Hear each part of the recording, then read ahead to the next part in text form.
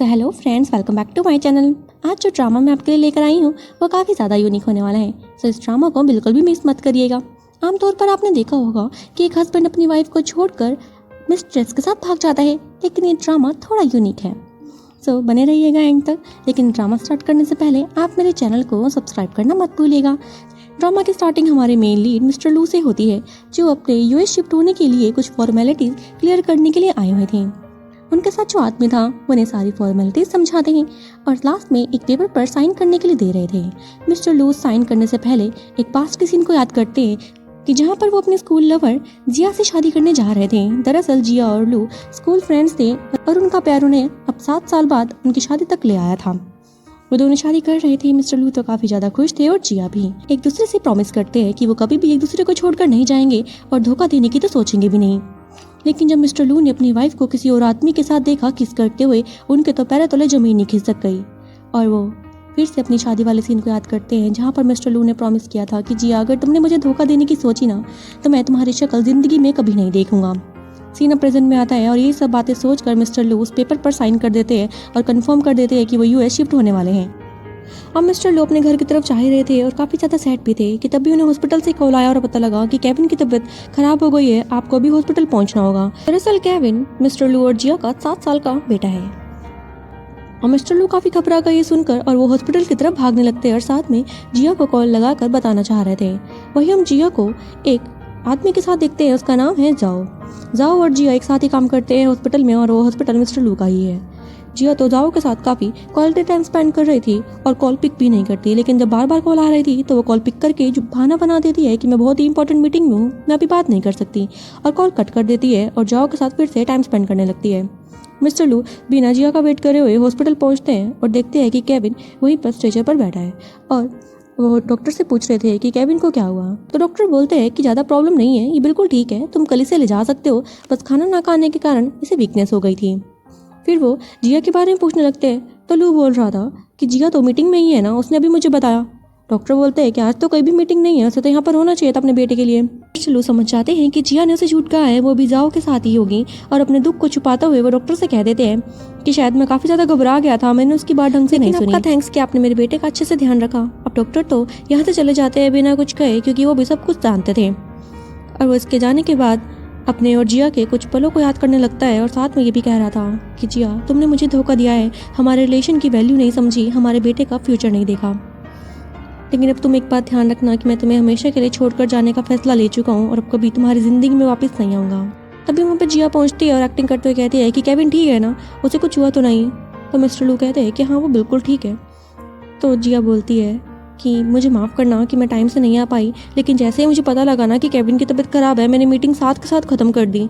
Mister लू sarcastic से smile देते हैं, क्योंकि उन्हें तो सब कुछ सच पता था कि वो कोई भी मीटिंग में नहीं थी, वो तो दरअसल जाओ के साथ थी। लेकिन वो कुछ नहीं कहते और बोलते हैं कि केविन ठीक है, उसे कल तक डिस्चार्ज मिल जाएगा, कोई भी सीरियस प्रॉब्लम नहीं है। तभी केविन को भी होश आया और वो अपनी मोम को पुकारने लगता है। जी आपने केविन से कहती है कि मोम यहाँ पर आ गई है, तुम्हें बताओ मोम से तुम्हें क्या चाहिए, मोम तुम्हें ला कर देगी। केविन बोलता है कि मोम मुझे कुछ नहीं चाहिए, मुझे भूख नहीं है, बस आप मेरे साथ रहिए, आप कहाँ थी, अभी तक क्यों नहीं आई। तो वो केविन से भी झूठ बोलती है कि बेटा मैं मीटिंग में थी।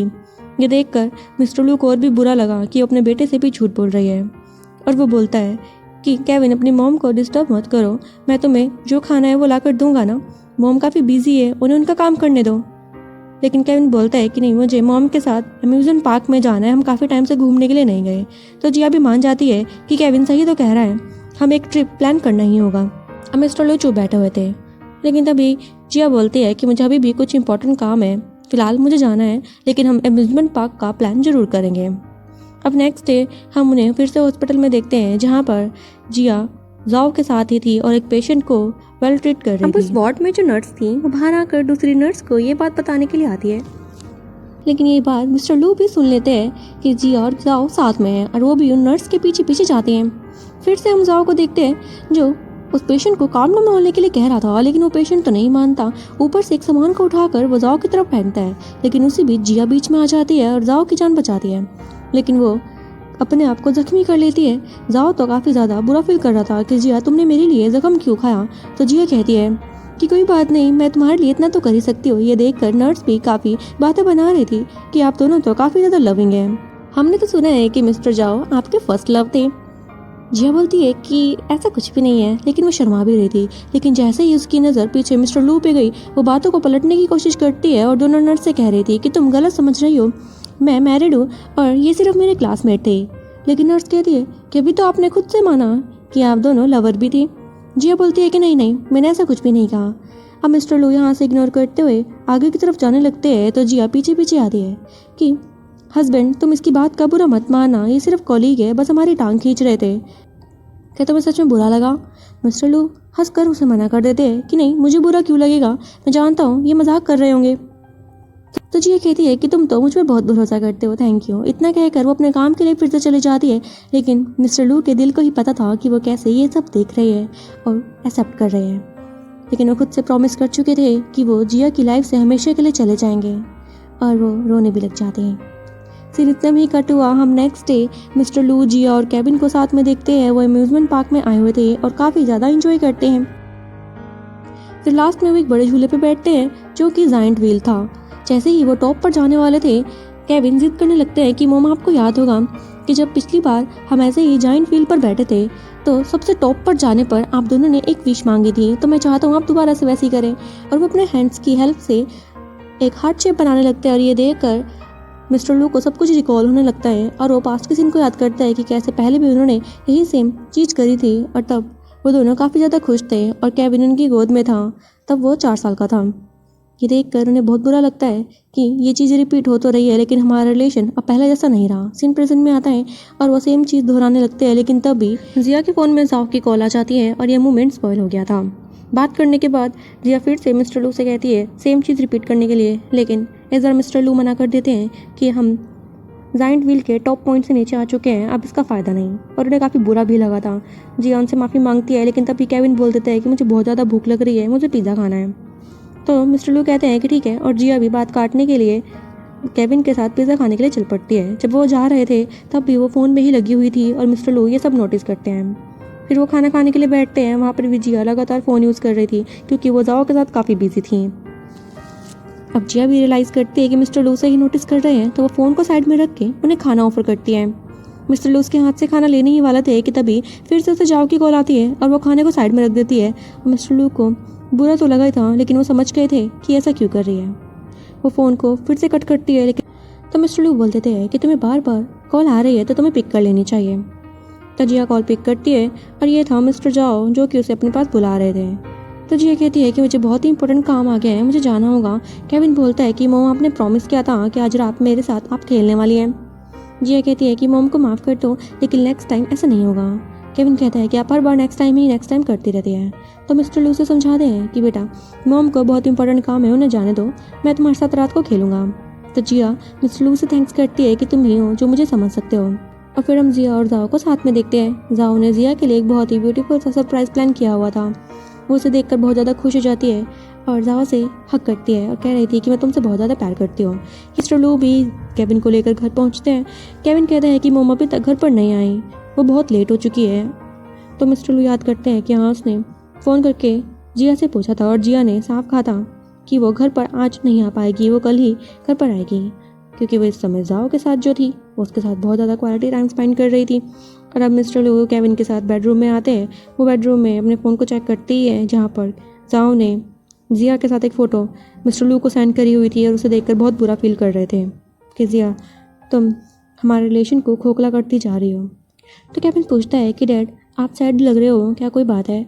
मिस्टर लू कहते हैं कि नहीं कोई भी बात नहीं है, तुम अभी तक नहीं सोए। चलो मैं तुमसे एक क्वेश्चन पूछता हूँ, अगर डैड तुम्हें छोड़कर कभी बहुत दूर चले जाएं तो तुम किसे चूज़ करोगे, अपनी मॉम को या फिर मुझे? तो केविन बोलता है कि पहले तो मुझे ये बताइए आप मुझे छोड़कर जाओगे क्यों? तो मिस्टर लू कहते हैं क्योंकि तुम्हारी मॉम मुझे अब पसंद नहीं करती, और जब कोई इंसान किसी को पसंद नहीं करता तो उसे दूर जाने में ही भलाई होती है, हमें उन्हें ज़बरदस्ती नहीं करनी चाहिए। तो केविन बोल देता है कि हाँ मुझे पता है कि मॉम जाओ अंकल को पसंद करती है ना, मुझे वो अंकल बिल्कुल नहीं पसंद, मैं उन्हें बहुत ज़्यादा नफरत करता हूँ। लू हैरान हो जाता है कि तुम जाओ के बारे में कैसे जानते हो? केविन कहता है कि मैं बड़ा हो चुका हूँ, मुझे सब कुछ पता है। और रही बात मॉम और आप में से एक को चूज़ करने की, तो मॉम भले ही आपको डिसलाइक करती हो, लेकिन केविन तो आपको लाइक करता है ना, आप जहाँ भी जाएंगे मैं आपके साथ ही जाने वाला हूँ। अब मिस्टर लू केविन को सोने के लिए कहते हैं और साथ में बहुत बुरा फील कर रहे थे कि केविन अभी बहुत ही छोटा है, उसके लिए ऐसी बातें बिल्कुल भी सही नहीं है। पता नहीं इसके दिमाग पे ये सब चीज़ें कैसा असर डालेगी। लेकिन जिया, तुमने ना ही हमारे बच्चे की सोची और ना ही हमारे रिलेशन के बारे में। तुम पछताने वाली हो। और वो केविन के साथ हक करके सो जाते हैं। अब नेक्स्ट डे मॉर्निंग मिस्टर लू ने बहुत प्यार से केविन के लिए सैंडविच बनाए हुए थे और वो उसे एंजॉय भी कर रहा था कि तभी जिया भी घर पहुंच जाती है केविन के नाश्ते को लेकर और वो उसे बोलती है कि मोम वापस आ चुकी है। केविन काफ़ी खुश हो गया था कि मोम फाइनली आप आई गई। जिया कहती है कि देखो मोम आपके लिए क्या लाई है, लेकिन केविन तो साफ मना करता है कि मुझे डैड के सैंडविच ज़्यादा पसंद आ रहे हैं, तो मैं यही एंजॉय करना चाहता हूँ। तो जिया कहती है कि ठीक है तुम एंजॉय करो। फिर वो मिस्टर लू से अपनी रीयूनियन पार्टी के बारे में डिस्कस करने लगती है कि इसके फ्रेंड्स रीयूनियन पार्टी रख रहे हैं और तुम भी मेरे साथ वहाँ जाने वाले हो। मिस्टर लू कहते हैं कि तुम जाओ, मेरा वहाँ पर कोई भी काम नहीं है, वो तुम्हारे दोस्तों की पार्टी है। लेकिन जिया कहते हैं तुम्हें मेरे साथ चलना ही होगा। वो दोनों बहस से रहे थे कि तभी केविन जानबूझकर खांसता है कि मुझे दूध चाहिए। तो मिस्टर लू से दूध ला कर देते हैं और जिया जिद करने लगी थी कि तुम नहीं जाओगे तो मैं भी नहीं जाऊँगी और मेरे दोस्त मुझसे नाराज़ हो जाएंगे। तो मिस्टर लू कुछ भी नहीं कहते। तो जिया को लगता है कि उन्होंने हाँ कर दिया और वो खुश होकर अपने दोस्तों से पार्टी के लिए हाँ कर देती है कि ठीक है मेरे हस्बैंड भी आ रहे हैं। अब नेक्स्ट सीन में देखते हैं कि जिया मिस्टर लू को लेकर अपनी रीयूनियन पार्टी में पहुंच चुकी थी। वहाँ पर उसके काफ़ी सारे दोस्त आए हुए थे, यहाँ तक कि मिस्टर जॉ जो कि उनके क्लासमेट रह चुके हैं वो भी मौजूद थे। मिस्टर लू को देखकर उसके फ्रेंड्स पूछते हैं कि आखिर तुम ये किस आदमी को अपने साथ लाई हो। वो तो मिस्टर लू को जानते तक नहीं थे और सुनकर हैरान हो जाते हैं कि वो जिया के हस्बैंड है और बोलते हैं कि जिया तुमने तो हमें कभी भी नहीं बताया कि ये तुम्हारे हस्बैंड है। और मिस्टर लू को भी बुरा लगता है कि उसकी वाइफ ने उसे इंट्रोड्यूस नहीं करवाया। फिर वो जिया को ड्रिंक ऑफर करते हैं क्योंकि बहुत ज़्यादा ड्रिंक करना पसंद करती थी, लेकिन इसके बारे में मिस्टर लू को नहीं पता था। तो वो बोल देते हैं कि मेरी वाइफ ड्रिंक नहीं करती। ये सुनकर उसके दोस्त हैरान हो जाते हैं कि क्या जिया और ड्रिंक नहीं करती। जिया भी बात पलट देती है कि हाँ वो मेरे हस्बैंड को ड्रिंक करना पसंद नहीं है ना, इसलिए मैंने भी छोड़ दिया। फिर वो मिस्टर लू के बारे में पूछते हैं कि वो क्या काम करते हैं। तो मिस्टर लू अपने काम के बारे में उन्हें बता देते हैं कि वो यहाँ के एक हॉस्पिटल के CEO हैं और उस हॉस्पिटल का नाम यांदू है। यांदू हॉस्पिटल का नाम सुनकर वो हैरान हो जाते हैं कि ये तो यहाँ का सबसे बड़ा हॉस्पिटल है। मिस्टर लू तो चुप बैठे हुए थे, लेकिन जिया तो काफ़ी ज़्यादा खुश हो रही थी कि वो उसके हस्बैंड की तारीफ कर रहे हैं और उसकी भी वाहवाही हो रही थी। जिया के एक फ्रेंड जाओ से पूछने लगती है कि जाओ तुम तो अपनी स्टडी के लिए अब्रॉड गए थे ना और वहीं पर सेटल होना चाहते थे, तो तुम वापस क्यों आए और तुम कहाँ पर काम करते हो। तो जाओ बताता है कि मैं भी यांदू हॉस्पिटल में ही काम करता हूँ एक सीनियर डॉक्टर के तौर पर। ये सुनकर उसके फ्रेंड्स उसकी टांग खींचने लगते हैं कि यांदू हॉस्पिटल, इसी सेम यूनिट में तो जिया भी काम करती है, तो क्या तुम दोनों फिर से डेट कर रहे हो। ये सुनकर मिस्टर लू को गुस्सा आया कि ये कैसे बातें कर रहे हैं। वहीं जिया को ये सुनकर अच्छा तो लग रहा था, लेकिन फिर भी वो नाटक करती है कि जैसे वो अनकंफर्टेबल फील कर रही हो। उसके दोस्त बोलते हैं कि इसमें कुछ भी बुरा मानने वाली बात नहीं है, मिस्टर लू तो काफ़ी फ्रैंक है ना। वही मिस्टर लू मन मन सोचते हैं कि ये मुझे यहाँ पर ह्यूमिलेट करने के लिए लाई है, मुझे यहाँ पर आना ही नहीं चाहिए था। उसके दोस्त तो उसकी टांग लगातार खींचे जा रहे थे कि तुम दोनों तो स्कूल में भी एक दूसरे को डेट किया करते थे ना, तो अब बताओ ये कोइंसिडेंट तो नहीं हो सकता, भगवान की मर्जी भी हो सकती है कि वो तुम दोनों को मिलाना चाहते हैं। तो जिया उनको चुप होने के लिए कहती है कि क्या तुम देख नहीं रहे हो मेरे हस्बैंड यहीं बैठे हैं, ऐसी बातें मत करो। तो फ्रेंड बोलती है कि अरे हम तो सिर्फ मजाक ही कर रहे हैं, है ना मिस्टर लू, आपको बुरा तो नहीं लगा। मिस्टर लू कुछ भी नहीं कहते। वहीं पर एक लड़का बैठा हुआ था जो उन्हें एक गेम खेलने के लिए उकसाता है कि हम स्कूल में भी ये गेम खेला करते थे। वो उन्हें एक टिश्यू पेपर देता है कि तुम्हें इस टिश्यू पेपर को अपने हाथों से नहीं अपने लिप्स में रखकर इसे टेयर करना है। जिसे सुनकर मिस्टर लू को बहुत ही गुस्सा आ जाता है और जिया बोलती है कि तुम ये कैसी बातें कर रहे हो, मैं ऐसा नहीं करने वाली। लेकिन वो कहते हैं सिर्फ एक गेम ही तो है, तुम्हें ये करना चाहिए। और वो उसको बहुत जोर से चीयर करने लगते हैं, जिस पर जिया भी कुछ नहीं कहती और मिस्टर लू से ये सब सहन नहीं हो रहा था। अब जिस पर अब जाओ खड़ा होता है और उसके माउथ में टिश्यू पेपर था और वो एक दूसरे के काफ़ी क्लोज आ जाते हैं और टिश्यू पेपर को टेयर कर देते हैं। ये देखकर मिस्टर लू काफ़ी ज़्यादा सैड फील कर रहे थे, लेकिन कुछ नहीं कहते। जिया मिस्टर लू की तरफ देखती है कि उन्हें बुरा तो नहीं लगा और उन्हें बोलती भी है। मिस्टर लू अब बहाना बनाते हैं कि मुझे वॉशरूम जाना है, आप लोग एंजॉय करिए। मिस्टर लू वॉशरूम में थे, वहाँ पर जाओ भी उनके पीछे पीछे आ जाता है और बोलता है कि तुम्हें पता ही होगा कि जिया तो तुमसे प्यार नहीं करती क्योंकि वो मुझसे प्यार करती है। मिस्टर लू बोलते हैं ये मेरा और जिया का आपसी मामला है, मैं इसे सॉर्ट कर लूँगा। तो जाओ कहता है कुछ भी सॉर्ट नहीं होने वाला, तुम देख लेना, वो तुम्हें एक दिन छोड़ देगी तो अच्छा होगा कि तुम उसे डिवोर्स दे दो। मिस्टर लू उसकी सारी बातें इग्नोर कर रहे थे और जाने लगते हैं, लेकिन जियाओ पीछे से कहता है कि क्या तुम नोटिस नहीं कर रहे हो कि वो रात को वापस नहीं आती है, तो तुम गैस कर ही सकते हो कि वो हर रात मेरे साथ गुजार रही है। मैं तुम्हें रुपए देने के लिए तैयार हूँ, हम डील कर लेते हैं, लेकिन तुम जिया को डिवोर्स दे दो। मिस्टर लू कुछ भी नहीं कहते। फिर जो बोलता है कि तुम्हारी ये चुप्पी साफ बता रही है कि तुम जिया के पैसों पर पल रहे हो, तुम तो जानते ही होगे कि जिया के डैड के थ्रू ही तुम्हें वो हॉस्पिटल मिला है, वरना तुम तो उस हॉस्पिटल के लायक तक नहीं थे। ये सुनकर मिस्टर लू को बुरा लगता है और वो कहता है कि तुम मेरे फैमिली मैटर में इंटरफेयर ना करो तो ही सही होगा, मैं इसे अपने तरीके से सॉर्ट कर लूँगा। वो बाहर आते हैं और जाओ भी पीछे पीछे आ गया था तो जिया टेंस हो जाती है कि दोनों वॉशरूम में कर क्या रहे थे और क्या बात करी होगी, लेकिन वो उनसे नहीं पूछती। फिर मिस्टर लू यहाँ बोलते हैं कि मुझे यहाँ पर कंफर्टेबल फील नहीं हो रहा है, मुझे घर जाकर रेस्ट करना है। जिया कहती है कि तुम वेट करो, मैं अभी गाड़ी लेकर आती हूँ, मैं तुम्हें छोड़ दूंगी। लेकिन मिस्टर लू बोलते हैं कि नहीं, ज़रूरत नहीं है, मैं अकेला चला जाऊँगा। और जब वो यहाँ से बाहर जा रहे थे तो रुककर अपने गाड़ी की चाबी को देखने लगते हैं जो कि जिया की ही थी। वो गाड़ी की चाबी को लेकर वापस आने लगे थे कि अंदर की तरफ देखते हैं, वहाँ पर जाओ और जिया तो अब काफ़ी ज़्यादा घुल मिल रहे थे अपने दोस्तों के साथ। तो उसकी दोस्त बोलती है कि मुझे पता है कि तुम झूठ बोल रही हो, तुम अपने हस्बैंड से नहीं अभी भी जाओ से ही प्यार करती हो, तो बताओ तुम्हारे बीच में कुछ चल रहा है ना। चलो ये नहीं बताना तो ये तो बता सकती हो कि तुम्हारे हस्बैंड और जाओ में से ज़्यादा स्ट्रॉन्ग कौन है। तो जिया कह देती है कि ऑफ कोर्स जाओ मेरे हस्बैंड से ज़्यादा यंग है तो वही स्ट्रॉन्ग होगा ना, उसमें स्टेमिना भी ज़्यादा है।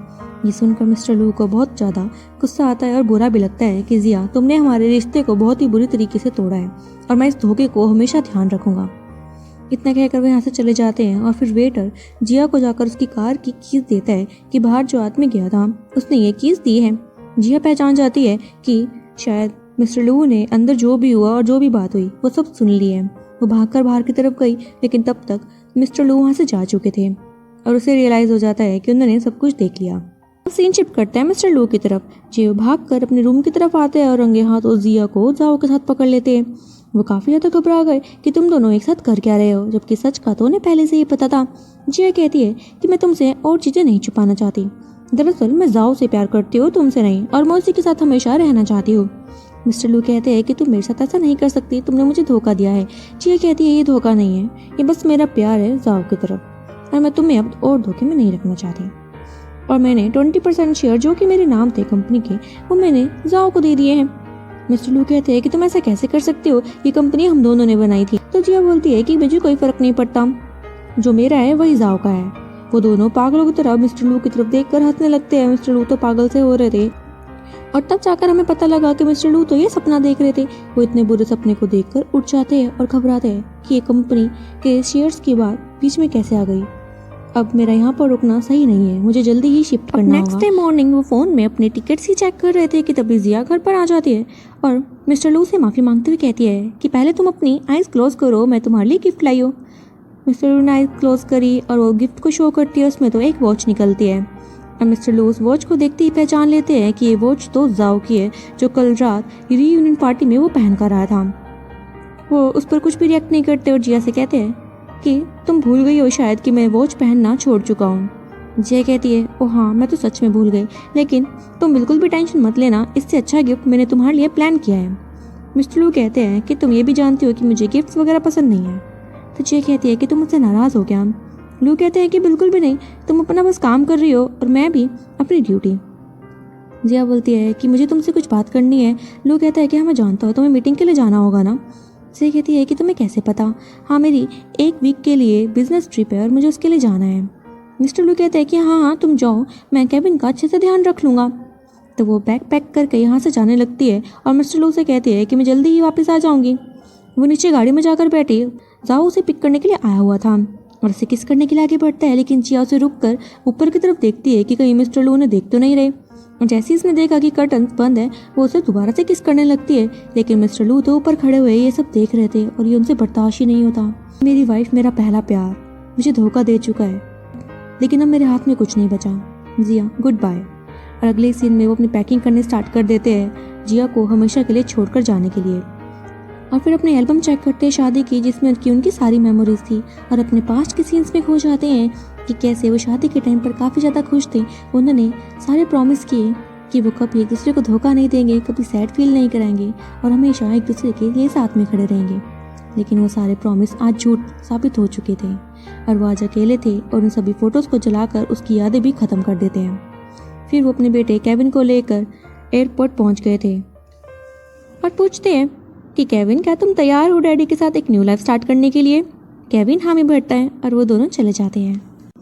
सीन फिर से जिया और जाओ पर शिफ्ट करते हैं, जहाँ पर जाओ ने जिया के लिए काफ़ी सुंदर रोमांटिक सा कैंडल लाइट डिनर प्रिपेयर किया हुआ था, जिसे देखकर जिया बहुत ज़्यादा खुश हो जाती है और बोलती है कि आज स्पेशल ऐसा क्या है जो तुमने ये सब अरेंजमेंट किया है। जाओ कहता है कि तुम हो ना मेरे पास सबसे स्पेशल। ये सुनकर जिया को बहुत ही अच्छा लगता है। फिर वो उसे ड्रिंक ऑफर करता है, लेकिन हम नोटिस करते हैं कि जिया तो ड्रिंक पी रही थी, लेकिन जाओ सारी ड्रिंक नीचे फेंकता है। अब वो ऐसा क्यों कर रहा था ये हमें थोड़ी देर में पता लगने वाला है। उसने जिया को इतना ज़्यादा टुन कर दिया था ड्रिंक करवा कर कि वो अब अपने होश में ही नहीं थी। और साथ में उसे बोलता है कि तुम जानते ही होगे जब मैं अब्रॉड गया था तो मुझे तुम्हारी बहुत ज़्यादा याद आई। मैं हर एक दिन तुम्हें ही याद करता था। जब मुझे पता लगा कि मैं तुम्हारे बिना रह ही नहीं पाऊंगा तो इसीलिए मैंने वापस आने का फैसला ले लिया और भगवान ने मुझे तुमसे फिर से मिला दिया और आज हम साथ में हैं सिर्फ भगवान की मर्जी से। अब जिया तो काफ़ी ज़्यादा नशे में होती है और जाओ मौके का फ़ायदा उठाकर उसे एक फाइल शो करता है कि तुम्हें यहाँ पर साइन करने होंगे। जिया तो पूछती है कि ये पेपर्स किस चीज़ के हैं, लेकिन जाओ झूठ बोल देते हैं कि मैं तुम्हें कार गिफ्ट करने वाला हूँ ना, बस उसी की फॉर्मेलिटीज़ है, बस तुम्हारा एक ही साइन चाहिए। तो जिया कहती है कि हाँ मुझे तुम पर पूरा भरोसा है और वो अंधों की तरह उस पर साइन कर देती है। असल वो पेपर्स हॉस्पिटल के सारे शेयर्स के थे जो कि जिया ने जाओ के नाम अप कर दिए थे। और सिग्नेचर लेने के बाद जाओ तो काफ़ी ज़्यादा खुश रहता है क्योंकि उसका काम अब कंप्लीट हो चुका था। अब नेक्स्ट डे मॉर्निंग जब घर पर छोड़ते हुए वो फिर से उसे गुड बाय किस करता है। जिया जब मेन गेट पहुंची तो वो आवाज़ लगाती है कि केविन मॉम आ गई है, लेकिन केविन तो अपने रूम से बाहर नहीं आता। वो फिर मिस्टर लू को भी आवाज़ लगाती है, घर पर कोई भी नहीं था। तब वो घबरा जाती है कि आखिर सब लोग गए कहाँ।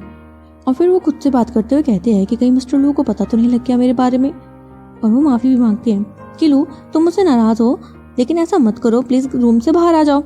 लेकिन कोई भी नहीं आ रहा था क्योंकि वो तो घर पर थे ही नहीं। तो वो घबराते हुए उनके रूम भी चेक करने लगती है। इस बीच वो गिर भी जाती है, लेकिन जैसे ही वो रूम में गई वहाँ पर तो कोई भी नहीं था। इनफैक्ट उसने कबर्ड चेक किया तो कपड़े भी नहीं थे।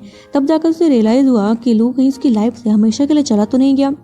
केविन मॉम आ गई है, प्लीज़ ऐसा मत करो, ऐसा मजाक मॉम को नहीं पसंद। लेकिन कोई भी वहाँ नहीं था।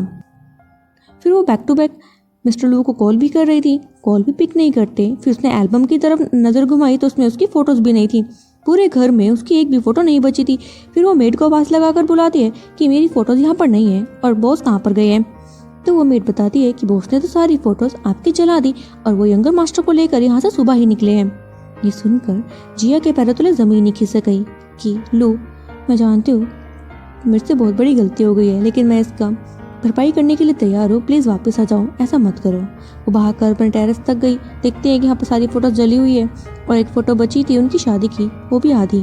उसे देखकर वो पास के दिन को याद करती है जहाँ पर मिस्टर लू ने उसे प्रॉमिस किया था कि जिया अगर तुम मुझे कभी भी लाइफ में धोखा देने की कोशिश करोगी तो मैं तुम पर बिल्कुल भी गुस्सा नहीं करूँगा, बस समझूंगा कि शायद मुझ में ही कोई कमी रही होगी जो तुम्हें किसी और के पास जाना पड़ा और तुम्हारी लाइफ से हमेशा के लिए चला जाऊँगा। और आज वो उसी स्टेज पर पहुंच चुकी थी। आज मिस्टर लू उसकी लाइफ में नहीं थे और इस चीज़ को रियलाइज़ करके वो बहुत ज़्यादा दुख में थी। वो फिर से हड़बड़ाते हुए मिस्टर लू को कॉल करे जा रही थी और उनकी बेल रिंग होती है उन्हीं के रूम में। ये देखकर वो खुश हो गई कि वो अपने रूम में ही है। मैं जानती थी ना कि वो मुझे छोड़कर नहीं जा सकते।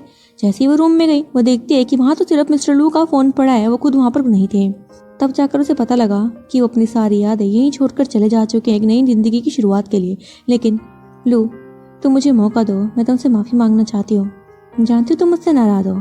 तभी उसको कॉल आती है हॉस्पिटल से और बताया गया कि कल एक बहुत इंपॉर्टेंट मीटिंग है और तुम्हें वहाँ पर आना है, डायरेक्टर भी वहाँ पर पहुँचेंगे। ये देखकर वो खुश हो गई कि डायरेक्टर और चेयरपर्सन भी वहाँ आएंगे, इसका मतलब मिस्टर लू कल कंपनी आने वाले हैं। और वो अगले दिन सुबह अच्छे से तैयार होती है। उसने वही ड्रेस पहनी थी जो कि मिस्टर लू को पसंद थी। कहती है कि आज मैं तुमसे माफ़ी मांग कर सब कुछ सॉर्ट कर लूँगी और अपनी गलतियाँ सुधार लूँगी। जैसे ही वो कंपनी पहुंची वहाँ पर चेयरमैन की अनाउंसमेंट होती है और वहाँ पर और कोई नहीं, जाओ आता है अपनी गर्लफ्रेंड के साथ। ये देखकर जिया हैरान हो जाती है कि जाओ यहाँ पर क्या कर रहा है और साथ में ये लड़की कौन है।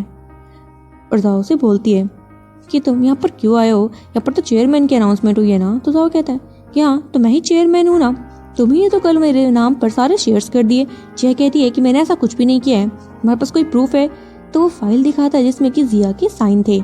ये देखकर जिया हैरान हो गई कि ये साइन मैंने कब किए और उसे याद आया कि कल रात वो काफ़ी नशे में थी और उसी बीच उसने ये गलती कर दी। उसे कुछ समझ नहीं आ रहा था कि वो क्या करेगी, लेकिन जाओ तो उसे बहुत रूडली वे में बिहेव करता है। और अब तुम्हें यहाँ पर आने की भी ज़रूरत नहीं है, मैं तुम्हारी पोजीशन अपनी गर्लफ्रेंड को दे रहा हूँ। जिया बोलती है कि तुम ऐसा नहीं कर सकते, ये कंपनी मेरे और मेरे हस्बैंड की है। जाओ कहता कि वो कंपनी तुम्हारे और तुम्हारे हस्बैंड की थी, अब ये मेरी है। वहीं पर बोर्ड ऑफ डायरेक्टर मीटिंग के सारे मेंबर बैठे हुए थे, तो जिया उन्हें चिल्लाकर कहती है कि आप लोग कोई एक्शन क्यों नहीं ले रहे हैं जाओ के खिलाफ, इसे अब यहाँ से निकाल दो। लेकिन वो बिल्कुल चुप बैठकर जाओ की बातें सुन रहे थे। जाओ से इशारे से बताते हैं कि तुम्हें क्या लगता है कि मेरे अगेंस्ट बोलेंगे, मैंने इन सबको खरीद लिया है। जिया हैरान हो जाती है कि आप लोग हमारे साथ धोखा नहीं कर सकते। तो उनमें से एक आदमी बोलता है कि अब मिस्टर लू का भी कुछ अता पता नहीं है और हम खुद से चाहते हैं कि जाओ हमारा नेक्स्ट चेयरमैन बन जाए, हमें कंपनी की ग्रोथ करनी है। तो जिया कहती है कि तुम सब बहुत बड़ी गलती कर रहे हो, तुमने हमें धोखा दिया है और तुम्हें क्या लगता है कि जाओ इस कंपनी को ग्रो करेगा, ऐसा कुछ भी नहीं है। लेकिन अब जाओ वहाँ पे सिक्योरिटी को बुलाता है कि वो जिया को यहाँ से धक्के मारकर निकाल दे। लेकिन तभी वहाँ पर एंट्री होती है जिया के डैड की, जो कि इस कंपनी के हेड है। जिया के डैड कहते हैं कि जाओ तुम्हें यहाँ पर चेयरमैन बनने के लिए किसने बुला। जाओ बोलता है कि मैं आपको बुलाने की सोच रहा था, लेकिन आपकी उम्र का लिहाज करते हुए मैंने सोचा कि आपको डिस्टर्ब क्यों ही करूं।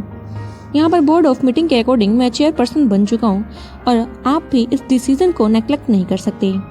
लेकिन जिया के डैड बोलते हैं कि यहाँ पर सारे शेयर होल्डर्स मौजूद नहीं हैं, जहाँ तक कि मैं देख पा रहा हूँ। तुमने 15% शेयर जो कि जिया ने तुम्हारे नाम किए वो तो तुमने काउंट कर लिए, लेकिन बाकी के शेयर्स का क्या। जाओ बोलता है कि मैंने उन्हें इन्वाइट किया था और वो यहाँ पर नहीं पहुँच पाए, तो जो बचे हुए लोग हैं वही टीम डिसाइड करेगी ना कि कौन चेयरपर्सन होने वाला है। मिस्टर लू तो यहाँ से चले जा चुके हैं। तो जिया के डैड बोलते हैं कि तुमने शायद एग्रीमेंट सही से नहीं पढ़ा, जब तक कि सारे शेयर होल्डर्स मीटिंग में प्रेजेंट नहीं होंगे तब तक कोई भी बोर्ड डिसीजन नहीं ले सकती। इसीलिए इस कंपनी के चेयरमैन अभी भी मिस्टर लू ही हैं, ना कि तुम। जाओ को काफ़ी गुस्सा आ जाता है कि आप मेरे साथ खेल खेल रहे हैं, ऐसा कुछ भी नहीं है। लेकिन जिया के डैड बोलते हैं कि यही डिसीजन है और ये मैं फाइनल कर चुका हूँ। और जिया भी बहुत ज़्यादा बुरा फील कर रही थी और जाओ से आकर कहती है कि तुमने सिर्फ उस कंपनी को पाने के लिए मेरा यूज़ किया है। जाओ कहता है और तुम्हें क्या लगा कि मैं तुमसे प्यार करता हूँ, ऐसा कुछ भी नहीं था, मुझे सिर्फ इस कंपनी से प्यार है। भला मैं एक मैरिड वुमेन में इंटरेस्ट क्यों ही दिखाऊंगा। तो जिया को गुस्सा आया और वो उसे स्लैप कर देती है। जाओ अभी भी बहुत ज़्यादा गुस्से में था और जिया के डैड कहते हैं कि तुम यहाँ से खुद चले जाओगे या मुझे सिक्योरिटी को बुलाना होगा।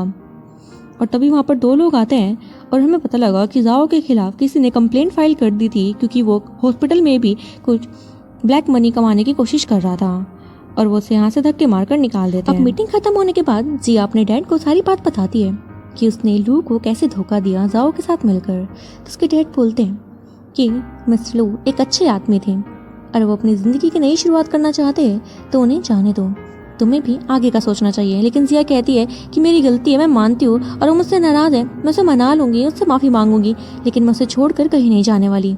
उसके डैड उसे बार बार समझा रहे थे, लेकिन जिया तो समझने का नाम ही नहीं लेती और भागकर अपने रूम की तरफ चली जाती है। अब जिया को हम घर पर देखते हैं, जो मिस्टर लू के सारे जानने वालों को कॉल लगा रही थी कि कहीं वो उनके साथ रहने के लिए तो नहीं गए हैं। लेकिन उनके फ्रेंड्स ने साफ इनकार किया कि वो तो यहाँ पर नहीं है और ना ही हमें बता कर गया है कि कहाँ पर गया होगा।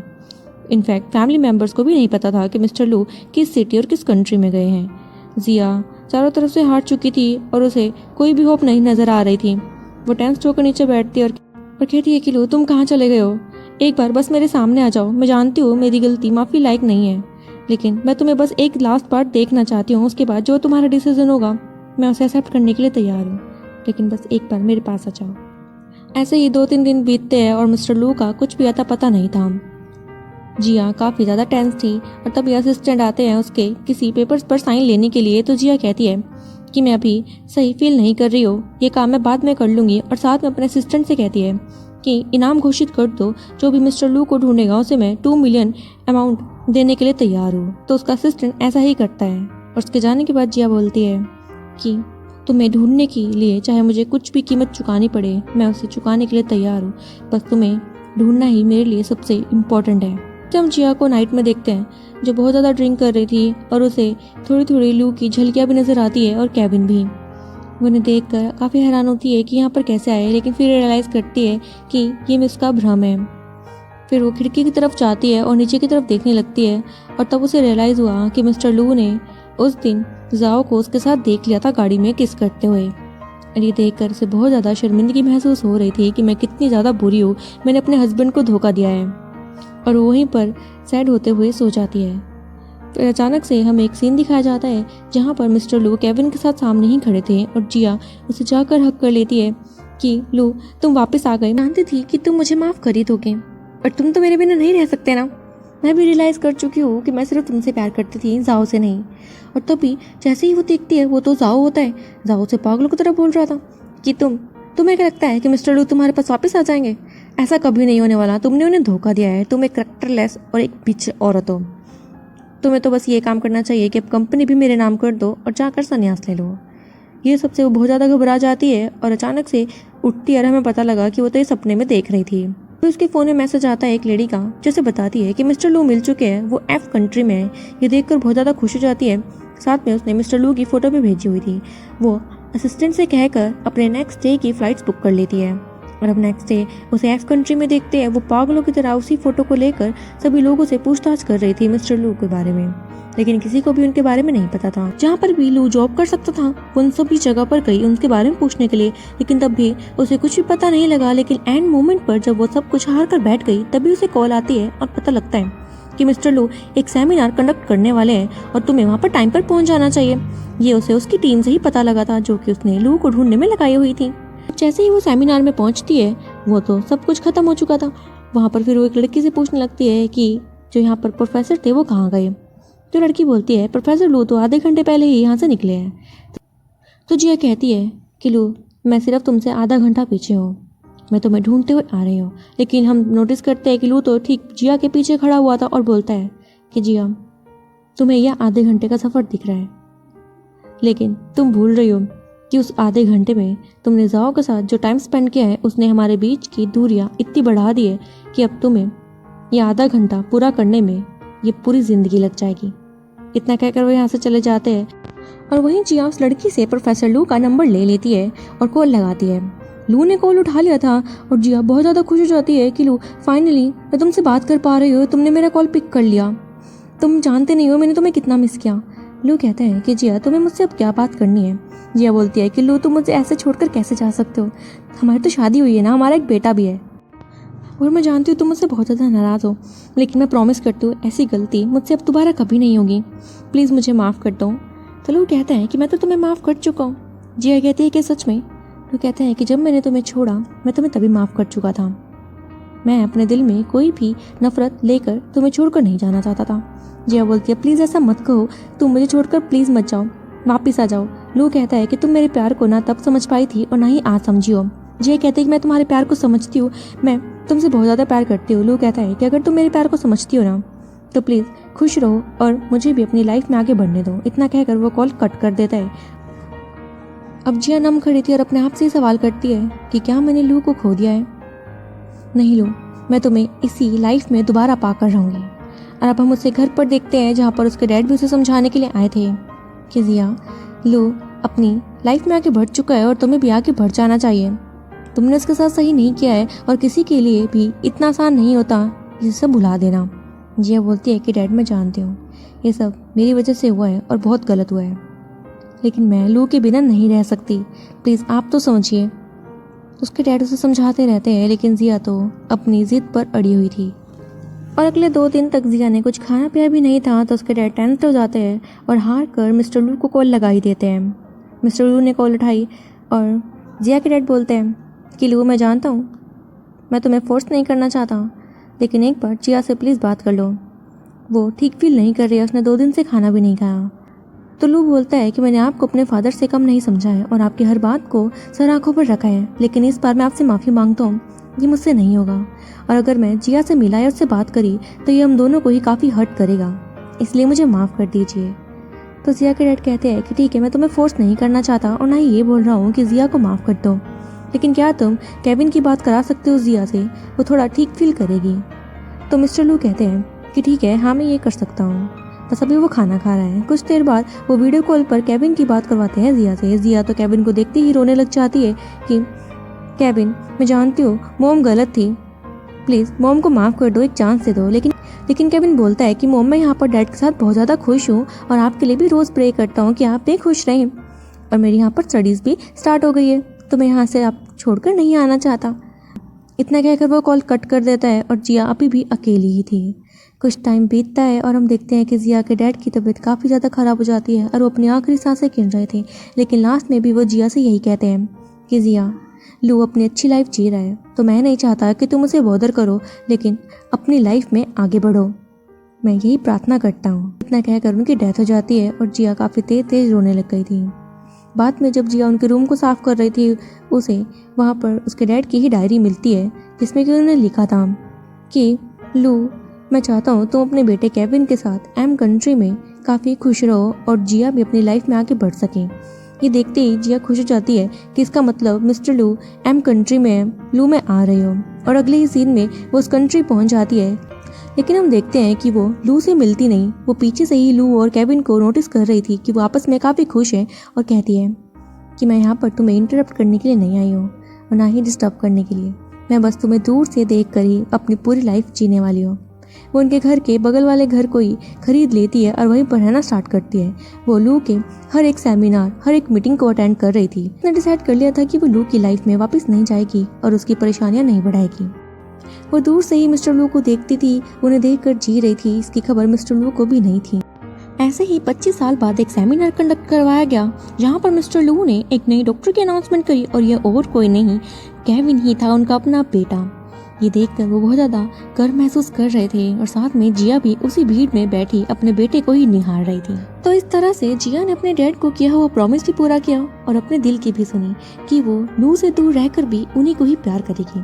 सो फ्रेंड्स, आपको इस ड्रामा की स्टोरी कैसी लगी और क्या आपको भी लगता है कि मिस्टर लू को जिया को एक चांस देना चाहिए था? कमेंट सेक्शन में अपने थॉट्स शेयर जरूर करना। मिलते हैं ऐसे ही और क्यूट रोमांटिक ड्रामास के साथ। Till then take care, good bye.